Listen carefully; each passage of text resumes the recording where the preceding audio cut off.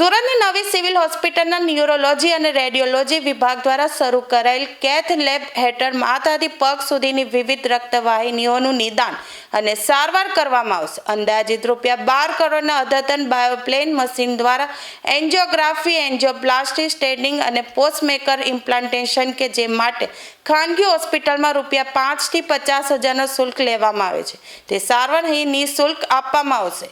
નવી સિવિલ ખાતે કેથ લેબનો પ્રારંભ વેળાએ doctor Ketan Nayak, intervention neurologist doctor Prayag Makwana, radiology વિભાગના doctor Purvi Desai, intervention radiologist doctor Hiren Rathod, nursing superintendent Nirja Patel, વિવિધ ટેકનિશિયન સહિતની સમગ્ર ટીમ અને મેડિકલ સ્ટાફ ઉપસ્થિત રહ્યા હતા. હિરેન રાઠોડ છું, ન્યુરો અને વાસ્ક્યુલર ઇન્ટરવેન્શન રેડિયોલોજિસ્ટ.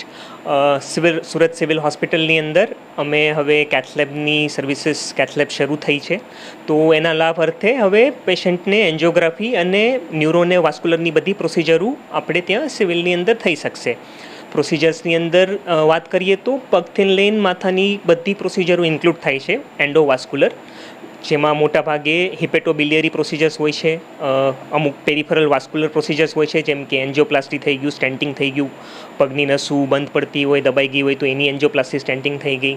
પછી અમુક રિનલ ઇન્ટરવેન્શન્સ છે કે જેની અંદર કોઈ નસની અંદર ફૂગો બન્યો છે, એન્યુરિઝમ બન્યું છે તો એનું કોઇલિંગ છે, એની માટે ફ્લો ડાયવર્ટર કે એ સર્વિસીસ છે તો એ બધું પણ શક્ય બનશે.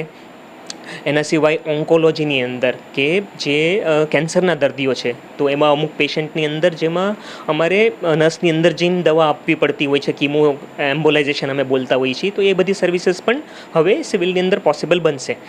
એન્ડ ટાઈમ સાથે અમે અમારું આ સ્પેક્ટ્રમ ઇન્ટરવેન્શન રેડિયોલોજીનું સ્પેક્ટ્રમ અમે વધારીને જેટલું બેસ્ટ આપી શકીએ પેશન્ટને એવું કરવાની અમારી કોશિશ રહેશે.